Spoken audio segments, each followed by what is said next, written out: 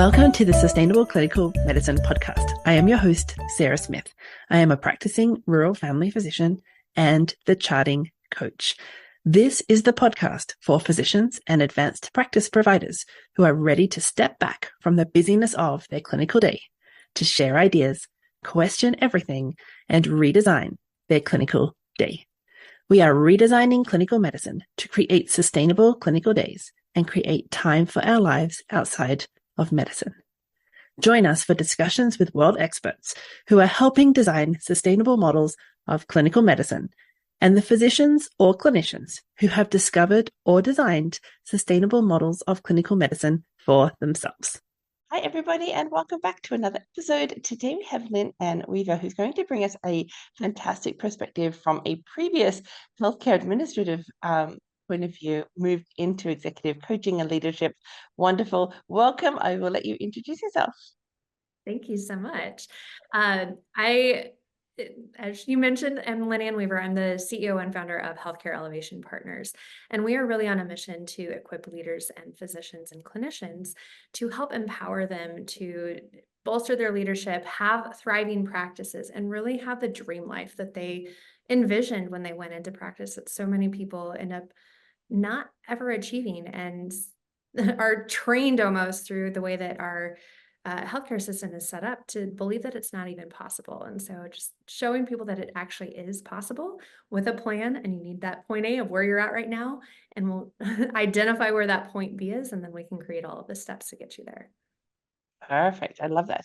What got you into healthcare administrative areas? What was that journey like? So I actually started out thinking that I was going to be a physician and started pre-med, interviewed about 25 different doctors, and only one of those 25 said that knowing what they knew at that time, that they would actually go back through medical school and do everything again. And one of them actually recommended that if I wanted to make any money, that I should go into either litigation or healthcare policy. I said, well, neither of those sound that fun to me. So what is something else that I can do to actually support the people who are sacrificing so much to take care of the people that we care about? And part of that sacrifice that I'd experienced personally was when I was 16, I was actually in a car accident that almost took my life. And I actually woke up to the words, "You're never going to walk again." And Wow. by the grace of God and determination, good care teams, I defied the odds and walking, running, climbing 14ers, doing all the things that I wanted to do. And it really created such a deep passion for me to be able to support those who work in healthcare. I wanted to be part of that. I wanted to be, able to contribute. And then as I was in administration, working with several different physicians or clinical teams or non-clinical teams, and in that position of leadership, I started seeing three really distinct groups of people. One group where, they usually would start out well or were excited, and then over a period of time, they're not meeting as many of their goals. They're, seeming just to be a little bit more stressed. Things were happening to them and they would get frustrated really easily. Team dynamics weren't what they wanted it to be. And for the physicians in that group, they weren't growing their practices as quickly as what they wanted to. And then a middle group of where, kind of kept their head down, just flew under the radar, were hitting most of their goals, seemed to be okay. And then we had this third group that just seemed to excel and really showed me what was possible in working in a, high stress, high impact environment like healthcare is. And they were the ones that blew their goals out of the water, were actually happy, were great leaders. Their teams loved them. Everybody working with them felt supported, heard, could communicate well, got their needs met. They seemed to be super efficient and just always on top of things. Even if they were facing the exact same situation as that first group, they were positive, nothing seemed to shake them, and they actually seemed to have fulfilling lives, especially personally. And I went, this is really interesting. Like what's driving this? And how do I make sure that I'm in that group? And about the same time, I ended up having one of our best surgeons come into my office one morning, like really early on a Monday, just sinks into a chair, kind of puts his head in his hands, looks up at me, and he goes, I feel like I'm just losing everything. Like I'm about to lose my family. I'm not growing my practice as quickly as I wanted to. And I just don't even like, I don't know that I can keep doing this. Why do I even keep doing this? Something has to change. And he was a former military surgeon, so not somebody who lacked resilience, not somebody who hadn't dealt with stuff. And so I'm sitting Mm, there going, oh my gosh, like, yeah, something has to change because we can't keep losing our teams to burnout or our teams to just the stressors and dealing with all of these challenges that this group over here doesn't seem to really be rocked by, yet we're losing everybody in these two groups. And so mhm. I dove into everything that I could research wise. I hadn't really had much leadership development, if any, training at that point. And so any book that I could get my hands on, every program I could go to, ended up finding the world of high performance and became a certified high performance coach through the High Performance Institute, because it really does do exactly what I was seeing that top group be able to achieve, which is higher levels of sustained success over the long term without sacrificing health, well-being, or positive relationships along the way. Yeah, fascinating. Okay, so as you actually give us a context of where you're working in that moment. So you said meeting their goals and growing their practice. So what is the context of this at that point? Yeah, I was the regional director of neurosciences and Okay, oversaw 3 hospitals with neurosurgery, neurology, neuro IR, and pain management. got it. Okay. And when you said not meeting their goals, what are the types of goals that you were expecting the physicians to be meeting? What do you mean by goals? Yeah, so a lot of that came down to growth targets. So how many surgeries were they performing or procedures were they performing? How many patients were they seeing? Additionally, quality metrics. How are they performing in that area? What was patient satisfaction? But then also what was physician engagement? And all of those kind of tied together. And it wasn't because any of them were incapable. Clearly, if you've gone through that much training, like you were smart enough to figure things out. They weren't given Mhm. the tools. They didn't even know the tools existed. Neither did I. And so it was really becomes like, how do we help these people get access to the tools they don't even know are there? Yeah, yeah.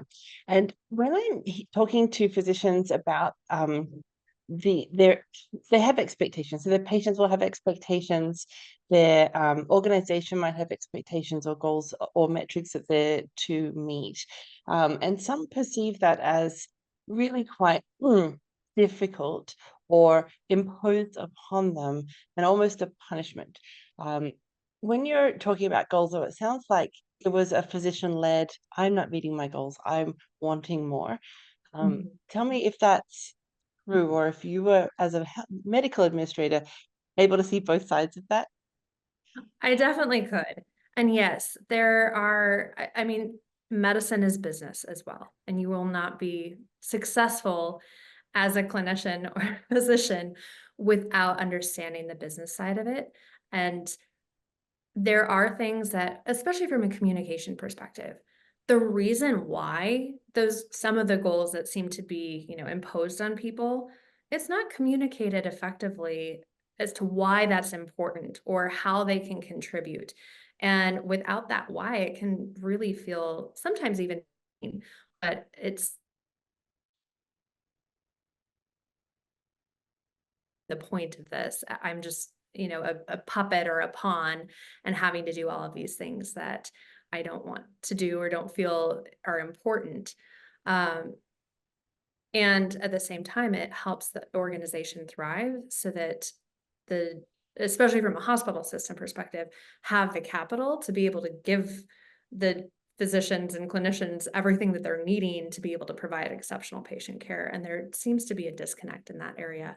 And that's one of my passions, is actually being able to help our physicians and clinicians communicate with administration and negotiate more effectively so that they can get what they need and understand where their role is. Yeah, good. Then you were talking about teams who perhaps didn't want to work with that particular surgeon or that physician because of these difficulties with frustration or communication. Tell me more about these. What Oh, are I you have hearing in so your many. office? Who's coming to you? That sort of thing. What are you hearing? Um, the one that's, oh gosh, there's so many of them. One that was kind of comical after the fact, not in the middle of it, but I think it highlights really kind of the process that we go through as humans. And I get a phone call first thing in the morning from the OR saying, we have this doctor, I'll call them Dr. Smith, just for That's good. um, protection of privacy. But, Dr. Smith is absolutely irate because we made a change in staffing, and he's, refusing to do a few things that were very important for patient safety. And they asked me if I could go up and talk to him and basically get him to go in and operate. And I go up there, and it is like standstill in the OR. There's about 25 staff around. Nobody is moving. Like, you see people huddled over a computer. Some docs or team members would come out of their OR and then immediately go back in because he is just beyond frustrated, screaming, like veins actually popping out of his neck, and red faced, yelling at one of the nurses. And after I had excused her and had a conversation with him, got him to actually go in and operate, and talked about it after the fact. Well, what had happened was there was a change in staffing right before his case. And he does what really good surgeons do, which is visualize their case beforehand and visualize everything going well. And he was so focused on this visualization process of where, like, every team member, and it was, going through the dance. And he'd had one experience where a team member got switched out on him before, and the case went south because of that change. And so to him, it was wired that team member gets switched, I don't visualize it, therefore patient has poor outcome, which can cause, every issue possible that you can think of, because we have that negativity bias and tend to go towards the negative versus focusing on what could happen positively. And so we were able to kind of dial that down into what was really driving his frustration. And then we came up with a game plan, gave him 5 steps of, when you start to feel frustration come on, pause, take a deep breath, ask yourself, is the meaning I'm giving to this situation actually true? And do I know that this is the meaning that we're going to have? Like, is this the outcome that we're going to have? Is that really what that person meant to say to me or not? And then something I wouldn't do now, but part of that process was call me so we can talk through it and like de-escalate the situation. Mm-hmm. Now I give my clients tools so that they can do that themselves. And then, set your goal for what you're really wanting to see and determine how you can show up so that you get what outcome you're wanting. What words can you say? What is your tonality? What is the energy that you're bringing into that situation? Is it aggressive or is it calm? And kind of working through some of those pieces. And by the time that I transitioned into a different role, he actually became one of my favorite people. And I ended up getting the nickname of Xanax. And so whenever he would get really frustrated, get a call from the ICU or the OR saying, Dr. Smith just ordered Xanax. Can you please come down here and have a conversation with him? So, but he made so much progress just by having a couple tools, and was able to de-escalate himself when he would start getting frustrated. And that's something that his experience completely changed with the staff. And we couldn't get our nurses to go in to operate with him. Nobody wanted to. But after he started implementing some of those strategies, it wasn't an issue anymore. And his teams were really supportive of him and, were there to help. Yeah. And it's just changing one of the team members and the tools that they have. We know from airline crashes, for instance, teams that have worked together before do well, even if they're fatigued and For sure. tired regarding outcomes compared to brand new teams together. Is there anything different about how he approached the new team member to that relationship in the operating room?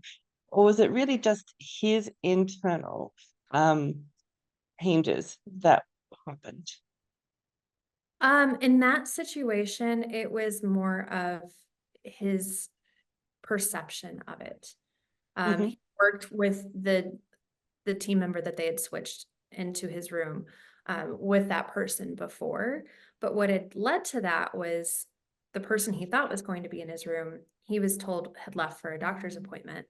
And she actually went into another surgery that was ending Hmm. much earlier because she did have a doctor's appointment, but he saw her Hmm. in the OR, felt lied to. And what he didn't realize at the time was she didn't want to be in your case Hmm. because of the Interesting. behavior, because of the outbursts of anger and frustration. Yeah. And Yeah. I like, he's not that type of person. It's just that's what he's been trained as to get what I need. This is how I have to Yes. be. And that doesn't have to Right. be, but when you get reinforced over and over that, Yeah. oh, if I yell at people, then I get responses, Yes. that's how we start to behave. And it doesn't need to be that way. Right. It actually is counterproductive. Interesting. Got it. Okay, that makes a lot of sense, and I understand. So for in this particular case, it was really that fear of the rest of the team's almost in fear, and you can see how his frustration has led to the outburst in order to get what he needs. Yeah. Yeah. Can you tell me more about the first two teams that we talked about, the frustrated ones with poor team dynamics and the ones with their heads down just going for it, but both of them end up struggling. Is there anything about them that you have observed or can assist us to understand?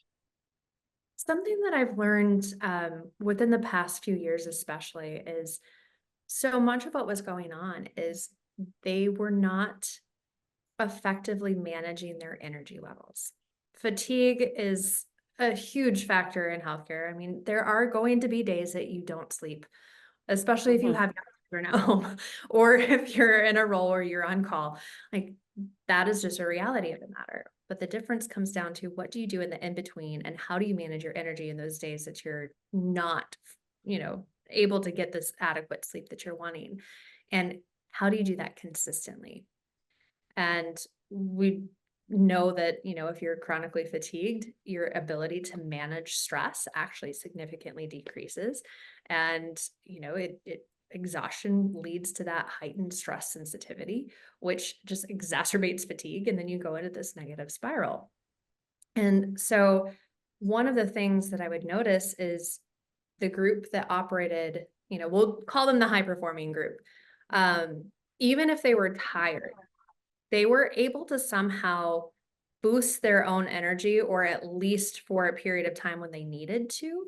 And also by doing that, they also, when I would talk to them, they seemed to sleep better. They wouldn't wake up as frequently, uninterrupted at least. They could fall asleep more quickly because they weren't bogged down by everything that was ruminating in their minds. Mhm. And amazingly, they didn't seem to use as much caffeine as what some of the other ones did. Now, there's a lot that goes into that and underlies that, and it's more of an individual approach. But uh, as we help people manage their energy, we're looking at how do you become more productive or effective, efficient at what you're doing throughout the day so that there aren't as many nights that you're needing to work late or, hours of Mhm. taking notes. And how do we improve the efficiency of doing that and make it the task that you hate actually not just tolerable, but fun? And then by doing that, you're performing better. You're not hating it as much. And it starts to create this up cycle instead of a negative spiral. And then also, you know, giving them tools like breath work. So you can, just like a lot of people will use breath work to calm themselves, especially in a state of stress, which is a fantastic way to do that. You can also use breath work to energize yourself or do something like non-sleep deep rest, or other people call it yoga nidra. Things that can help you get that restoration and just give your brain a little bit of a break so that you have more energy to expend in the areas that you're needing to. Taking breaks throughout the workday is important. I know that doesn't always happen or can't always happen, especially as a physician or clinician. But at least, 20 minutes in between lunch, just not on the phone, not checking email, giving your brain that little downtime to be able to rejuvenate. Yeah, yeah. When was there a way to ask physicians or clinicians what they needed? I hear that you're like, this other surgeons, it was out of response to what he needed in order to perform or succeed. The tools he had started himself, I guess. That was his method of high performance in the surgery. With these physicians or clinicians who are frustrated or just kind of head down going, stressed, how did you, or was there a method for asking what they needed within that health institute at the time? At the time, I didn't have the tools necessarily Mhm, or the bandwidth. mhm, And because from the amount of time that I would spend, like this group, very minimal. This mhm, group, since they were so head down, like there wasn't a problem, they really didn't get very much focus or attention or time mhm, from myself or from other administrators. They did what was needed, but then the group that was challenged got 80% of the time and took 80% of the resources because of the challenges. And so this group almost gets, not left out, but they're not given the support that they need more often than not. It could be very easy to move them into this group if they're mhm, given the tools, the support, the structure, and helping them see themselves as capable of achieving something greater. And so mhm, much of that difference came down to self-perception, relationship with self, and the subconscious beliefs that people hold around uh, how other people are perceiving them, what their capabilities are, what challenge actually means, and their relationship to perceived failure or mistakes. Okay, okay. So there could be a lot of that negative self-talk, imposter syndrome, um, possibly happening within that head down focused group. Yeah, who are It, just trying not to attract attention. All right. So the poor performing group, the people who are acting out, the people who are having difficulty with their uh, team dynamics, how are they? How are they brought up to your office? How does that happen? well, when I was in administration, it was usually because there was an issue. Somebody was upset with them. So, there was a comment made or there was a behavior that had taken place. Hmm. And I would get those calls regularly or throughout the day, 10 o'clock at night on a Friday, pretty consistently, depending who was on call. Uh, and that's not something that anybody enjoys.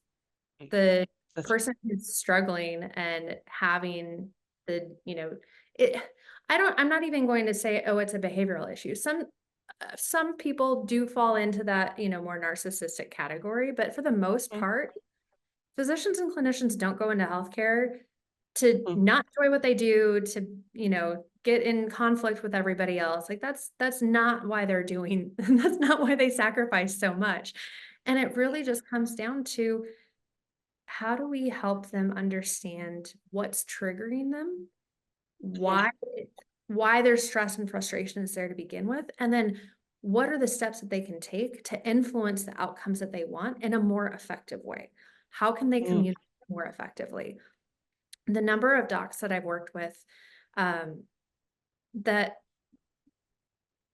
believe they're setting proper expectations and they wonder why their staff don't meet their expectations. mhm, When we dial down and replay the conversation, it really wasn't clear. You didn't mhm, assign this specific task to this specific person. You weren't very clear on what the expectation actually was. There's a lot of Hmm. assumptions being made and people's knowledge of what you actually mean, rather than Yes. taking 30 extra seconds to explain it. But the one Yes. thing that we're all expected to do perfectly that nobody's actually ever taught how to do is what? Communicate in a way that people understand and that Yeah. you get intention across. And so just by using certain tools and language changes and additional clarity in communication, and there's several formulas that we have for different situations that can really help them elevate the effectiveness and get the outcomes that they're wanting, whether it's with their team members, their administrators, or even their spouse or loved ones. Yeah. Yeah. Got it. Um, what about what's happening at home? So, like the orthopedic surgeon who dropped himself in your office and said, I'm about to lose my family. We know that at different stages of your career, you're going to have potentially new relationships, small children, other things that take away your ability to potentially rest when you're at home, or take your attention away from the job. How is that factored in, do you think? Does that, and or how do we account for that when we're looking at helping physicians rest well and be at their, to be their best wherever they are? Absolutely. I mean, it does kind of depend on what that situation at home looks like, right? Like Hmm. something that I hear frequently is my spouse has unreasonable expectations for how much time I'm going to be at home, or Hmm. are we don't even have time to have a conversation because the only time that I'm there, we're doing things with the kids, and then I have to go back to charting, or I have to go back and do this. And that comes down to show me your calendar. Like what is Hmm. really important and what usually actually gets done is referenced in the way that we plan our day. And one of the most important things to achieve true high performance is our rhythm. And our rhythm is determined on daily actions, interactions, and habits that we build. Some of that can be addressed by something as simple as have a conversation with your spouse using our clear method of clear communication, clear expectations. What are the challenges and obstacles? What are the true desires? Most of them can't even say, this is actually what my spouse means by, I want more quality time with you. Well, how much? How frequently? Hmm. What does that even look like? Is it that they just want you to be fully present for a conversation at dinner? Or are they wanting, date night 5 times a month? Let's get really clear on what that is. And then let's see how we can adjust your calendar or come up with a strategy to, balance both of your needs, discuss those conflicts, discuss the obstacles to achieving that, and then work on what does that actually drive? Like what is the innate need that is being met by what they're telling Hmm. you they want? Because there may be something else that we can do or implement to be able to address the true need. When they're saying, I want more quality time with you, really it's, I want to know that I'm valued, that I mean something to Hmm. you, and I'm cherished. Does it have to be a set number of hours? Or can you send a text message a couple times a day? Just, I'm thinking of you. Like, are there smaller things that can be done to get the true outcome that they're wanting? And so just like you would diagnose a patient, like there's process to go through figuring out really what it is that is the true symptom, what's really causing that symptom, and then what the true solution could be for it. Yeah. I hear the effort that you put in to grow your own skills to be able to help the physicians within your sphere thrive. And I would love to know if this role exists now in some of the healthcare teams or administrative teams, that Xanax ability, because that doesn't sound like a lot of the physicians who are coming up against health administration are getting a Xanax approach. I think it's more of that, not that. Tell me what about that journey. Yeah. So as much as physicians face burnout, administrators do as well. It's not as acceptable, I guess, because you're looking at it going, oh, well, you're not actually coming into the OR at 2 a.m. Mhm. or not, like there's just this perception of you're in a business role. That's not necessarily the case. I was chatting with one of my friends who's a CFO last night, and she was still finishing a presentation that had to be done, and she was still working until 10 o'clock, and she had to be back in the office by 6. That was frequent. Mhm. And so when everybody is operating from this place of stress, Mm. administrators as well, there isn't always the time, or again, like they don't know what's available, but they also don't have the time or bandwidth to be able to sit down and take that Xanax approach. And that was why I said, like, that one step of call me would probably be different, because you don't always have it. And it did. It took up probably 4 hours a week just of Mhm. dealing with that for a while, but it resolved it very quickly. Um, Depending on your purview, it just isn't feasible. And so it's really, how do we help them come together and identify, just like with the relationship challenges, Mhm. what are the real goals, which don't typically get communicated to the physicians, and the physicians feel like, I'm not being heard, they're not doing what I need, why can't I get this thing, when there's a mound of other challenges and obstacles from even directive that's coming outside of just the facility that they're working at, and looking at it as, how do we create a unified vision and a unified plan and make sure that everybody is on the same page. If the conversation is structured appropriately and effectively, you can knock that out in an hour. But most people don't have the structure or know how to actually even verbalize what they really need, because they haven't done the reflective work to figure out, well, I'm frustrated because I'm not being heard. Well, Mhm. why am I really not being heard? I'm not able to communicate it because I don't really know what I need or why. I Yeah.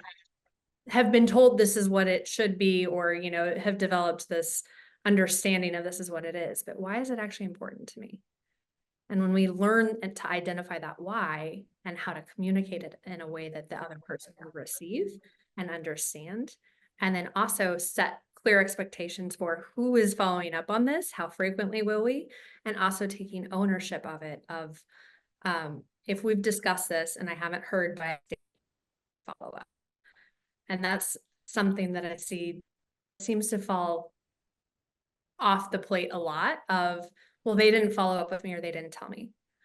I'm Mhm. sure they were probably putting out several other fires that same day. It doesn't really mean that they don't care about you or don't want you to be successful. Well, maybe, maybe not. Did you reach back out to them and ask for a status update? Well, no, they should just tell me. Okay. What is something that you can do to influence the outcome that you're wanting? What ownership can you take? What responsibility can you take? And I tell the healthcare administrators that I work with the exact same thing. It can't be this blame game. The only Mhm. area you should be looking at is, how can I improve so that I influence the outcomes that I'm wanting more quickly, effectively, and efficiently. Mhm. So it sounds like the skills of learning how to communicate, how to look after your needs and have your needs met, how to work well with teams needs to be taught early to the physicians, clinicians, but also probably these skills developed in the administrators who are going to be working closely. Or maybe it's not an administrative role. Maybe it is a executive coaching or wellness role within organizations that could be helpful here to help before trouble starts. Yes. That would be the ideal scenario, is that people Mm. get everything that they need, including, the skill sets and Mhm. the leadership lessons and all of the things that they're expected to just innately know that you also have to develop. Yeah. And tell me what leadership means to you, because we hear physicians kind of shying away from leadership because they don't want another role or hat on their head with all of their current responsibilities. Um, but I think you're coming at leadership from a different perspective, that it has a role It, always. I look at everybody as a leader, because leadership to me means that you are influencing the thoughts, actions, and behaviors of others. As a human, anybody that we interact with, we have the ability and do influence their thoughts, actions, and behaviors. And the more that we can understand about our own, the easier it is that we can start to learn how to support others. Because especially in healthcare, every single person's role matters. The organization doesn't function, the patients don't get taken care of. The people definitely don't get taken care of if people don't first start to lead themselves through that self-reflection and understanding what really drives their outcomes. Interesting. Yeah. How do people find you if they're looking for more skills in this area, or they're having troubles and they want to learn more about how to excel? Yeah. Our website is the best. It's www.healthcareelevation.com. And there's a contact us form on there that you can submit or book a call. I'm happy to do a free 30-minute consult with anybody if you just want to run through and identify if it could be a good fit to work together. If not, I always make a referral because I would rather make sure that the people are taken care of and they get exactly what they need rather than try to force a square peg into a round hole, as the saying goes. And if there was a physician who is like that orthopedic surgeon who wants to come and sit down in your chair and slump and say, I don't think this is sustainable, I don't think I can keep doing this, where do you start? What would be some of the ideas, thoughts, beginnings, or what would you see as something that could be helpful?